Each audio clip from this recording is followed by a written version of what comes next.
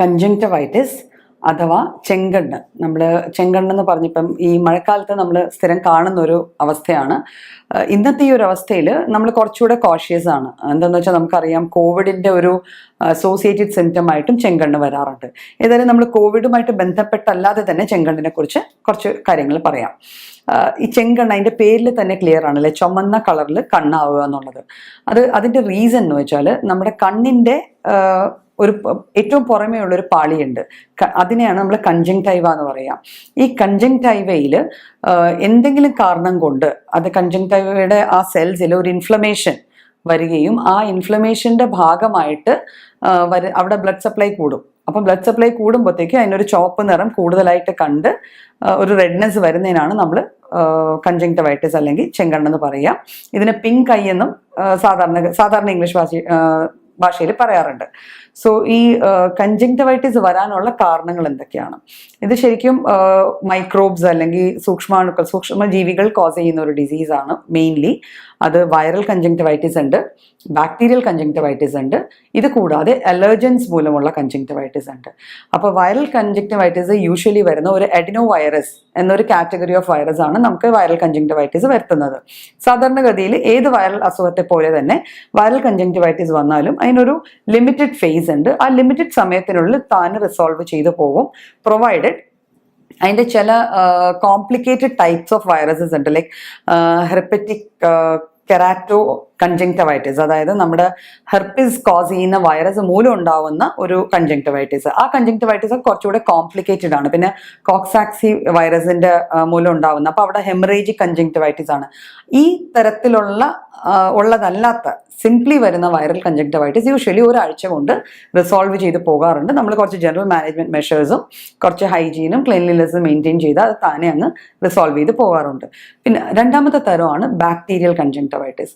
Bacterias വൈറസിന്റെ അത്രയും virulence ഉള്ളത്, വിറുലൻസ് എന്ന് വെച്ചാൽ അത്രയധികം കോംപ്ലിക്കേഷൻസ് ഉണ്ടാക്കാത്ത തരം സംഭവങ്ങളാണെങ്കിൽ പോലും വൈറൽ കൺജങ്ക്റ്റിവൈറ്റിസിന്റെ ഏറ്റവും വലിയ പ്രത്യേകത എന്ന് വെച്ചാൽ അത് ഒരാഴ്ച, 2 ആഴ്ച, 3 ആഴ്ച നീണ്ടു പോകാൻ സാധ്യതയുണ്ട്. ഈ നീണ്ടു പോകുന്ന തരത്തിൽ വന്നു കഴിഞ്ഞാൽ അത് വേറെ കോംപ്ലിക്കേഷൻ അല്ലെങ്കിൽ സങ്കീർണതകളിലേക്ക് നയിച്ചേക്കാം. സോ ബാക്ടീരിയൽ കൺജങ്ക്റ്റിവൈറ്റിസ് ആണെങ്കിലും നമ്മൾ അതിൻ്റെതായ ട്രീറ്റ്മെന്റ് പ്രോട്ടോകോൾ ഉണ്ട്, ആ രീതിയിൽ തന്നെ അത് ട്രീറ്റ് ചെയ്യേണ്ടതാണ്.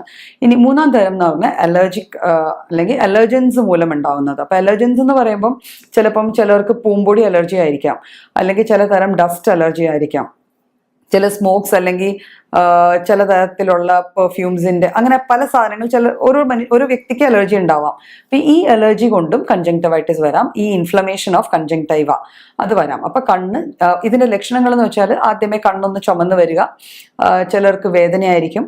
ഈ വേദനയ്ക്ക് പ്രത്യേകത എന്ന് വെച്ചാൽ ബേണിംഗ് പെയിൻസ് അല്ലെങ്കിൽ സ്റ്റിങ്ങിങ്, എന്തോ ഒരു സംഭവം ഒരു ജീവി നമ്മളെ കുത്തിക്കഴിഞ്ഞാൽ ഉണ്ടാവുന്ന തരത്തിലുള്ള വേദനയായിരിക്കും കണ്ണിലുണ്ടാവുക. അപ്പം അത്തരത്തിലുള്ള വേദന ഉണ്ടാവാം. കണ്ണിൽ നിന്ന് നിരന്തരമായി വെള്ളം വരാം. കുറെ അധികം വെള്ളം വന്നു കഴിഞ്ഞാൽ കൺപോളകൾക്ക് വീർപ്പ് വരികയും നമ്മൾ രാവിലെ എഴുന്നേൽക്കുമ്പോൾ രണ്ട് കണ്ണുപോളകളും ചിലപ്പോൾ ഒട്ടിയിരിക്കുന്നതായിട്ട് തോന്നും. അപ്പോൾ അവിടെ കുറച്ചൊരു പഴുപ്പ് പോലത്തെ ഒരു ഡിസ്ചാർജ് ഒക്കെ ഉണ്ടായിരിക്കും. അപ്പൊ ഇതൊക്കെയാണ് ഇതിന്റെ ആദ്യ ലക്ഷണങ്ങൾ. ഈ പറഞ്ഞ ആദ്യ ലക്ഷണങ്ങൾ കൂടാതെ കുറച്ചു നാൾ നീണ്ടു നിന്ന് കഴിഞ്ഞാൽ തെളിച്ചമുള്ള സാധനങ്ങൾ, അതായത് ട്യൂബ് ലൈറ്റ് അല്ലെങ്കിൽ തിളക്കമുള്ള ലൈറ്റുകൾ, ഇവയൊക്കെ കാണുമ്പോൾ കണ്ണിനൊരു ഇറിറ്റേഷൻ ഫീൽ ചെയ്യും, ഫോട്ടോഫോബിയ പോലെ ഇറിറ്റേഷൻ ഫീൽ ചെയ്യും. കണ്ണ് പെട്ടെന്ന് നമ്മൾ അടച്ചു വെക്കാൻ, കണ്ണ് വേദനിക്കുന്നത് പോലത്തെ ഒരു ഫീലിങ്ങും നമുക്ക് ഇതിൻ്റെ കൂടെ ഉണ്ടായെന്ന് ഇരിക്കാം. അപ്പം അത് ലേറ്റസ്റ്റ് സ്റ്റേജസിൽ സാധാരണഗതിയിൽ കാണുന്നതാണ്. പിന്നെ കണ്ണിനകത്ത് ഇത് അത്യാവശ്യം നമുക്ക് ക്യൂർ ആയെന്നൊരു തോന്നൽ വന്നു കഴിഞ്ഞാൽ പോലും കണ്ണിനകത്ത് മണ്ണോ കരടോ കിടക്കുന്നു എന്നുള്ളൊരു ഫീലിംഗ്. അപ്പോൾ അതൊക്കെ യൂഷ്വലി ബാക്ടീരിയൽ കൺജങ്ക്റ്റിവൈറ്റിസിൽ കാണപ്പെടുന്ന ഒരു സെൻസേഷൻസ് ആണ്. അത് ലോങ് റണ്ണിൽ, അതായത് പെട്ടെന്ന് നമ്മളിത് ചികിത്സിച്ച് മാറ്റുന്നില്ല എങ്കിൽ ഇങ്ങനത്തെ സെൻസേഷൻസ് കുറച്ച് നാൾ നീണ്ടു നിൽക്കാനുള്ള സാധ്യതയുമുണ്ട്. സാധാരണ കൺജങ്ക്റ്റിവൈറ്റിസ് ഡയഗ്നോസ് ചെയ്യാനായിട്ട് നമ്മളൊരു ഡോക്ടർക്ക് ചെന്ന് കഴിഞ്ഞാൽ ലാബ് ഇൻവെസ്റ്റിഗേഷൻസിന്റെ ഒന്നും ആവശ്യമില്ല.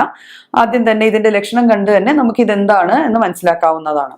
അപ്പം ഈ ലക്ഷണങ്ങളുടെ ബേസിസിൽ നമ്മൾ മരുന്ന് കഴിച്ചും അല്ലാതെ പേഴ്സണൽ ഹൈജീൻ വഴിയും, അപ്പൊ ഇതൊരു സാംക്രമിക രോഗമാണെന്ന് ആദ്യമേ പറഞ്ഞല്ലോ. അപ്പൊ സ്വാഭാവികമായിട്ട് കണ്ണിൽ നമ്മൾ കണ്ണ് തിരുമിക്കഴിഞ്ഞ് ഈ കൈ കൊണ്ട് വേറെ ഒരാൾക്ക് ആളുമായിട്ട് ഒരു സമ്പർക്കം, അയാളുടെ കയ്യോ ആയിട്ടോ മുഖമായിട്ടോ ഒക്കെ സമ്പർക്കം വന്നു കഴിഞ്ഞാൽ നാച്ചുറലി ഇത് അങ്ങോട്ടേക്ക് സ്പ്രെഡ് ചെയ്യും.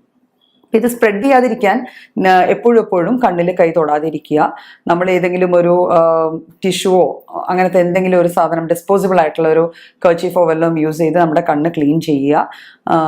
കൈ നിരന്തരം കഴുകുക. ബിക്കോസ് നമ്മൾ കണ്ണിൽ തൊട്ടിട്ട് അങ്ങോട്ടും ഇങ്ങോട്ടും തൊടുമ്പോഴാണ് പലപ്പോഴും ഇത് പകരുന്നത്. സോ അതിങ്ങനെ പകരാതിരിക്കാൻ ഈ കാര്യങ്ങൾ ചെയ്യുകയും പിന്നെ ഇടയ്ക്കിടയ്ക്ക് ശുദ്ധമായ ജലം കൊണ്ട് കണ്ണ് കഴുകുന്നത് നല്ലതാണ്. പലരും ഐസ് പോലത്തെ തണുത്ത വെള്ളം കൊണ്ട് കണ്ണ് കഴുകാറുണ്ട്, കണ്ണിന് ചൂടാണെന്ന് പറഞ്ഞ്. അതിൽ നിന്നും സുഖം കിട്ടുന്നുണ്ടെങ്കിൽ ഓക്കെ. പക്ഷേ ജലദോഷം വരാനുള്ള ചാൻസസ്, ഫീവറിന്റെ ചാൻസസ് കൺജങ്ക്റ്റിവൈറ്റിസുമായിട്ട് അസോസിയേറ്റഡ് ആണ്. അപ്പോൾ ഐസ് കോൾഡ് വെള്ളം കൊണ്ട് കഴുകാതെ ചെറു ചൂടുള്ള വെള്ളം കൊണ്ട് കണ്ണിന് അടുപ്പിച്ചടുപ്പിച്ച് കഴുകിക്കൊണ്ടിരിക്കുന്നത് നല്ലതായിരിക്കും. പിന്നെ ഇതിലേക്ക് കുറേ ഐലോഷൻസ്, ഇപ്പം ഹോമിയോപ്പത്തിക് ഐലോഷൻസ് അവൈലബിൾ ആണ്. ഏതെങ്കിലും ഒരു ഡോക്ടറിനെ കണ്ടു കഴിഞ്ഞാൽ ഏത് തരത്തിലുള്ള കൺജങ്ക്റ്റിവൈറ്റിസ് ആണ്, ബാക്ടീരിയൽ ആണോ വൈറൽ ആണോ അലർജിക് ആണോ എന്നനുസരിച്ച് നമുക്ക് മരുന്ന് കഴിച്ച് ഇത് പൂർണ്ണമായിട്ടും മാറ്റാവുന്നതാണ്.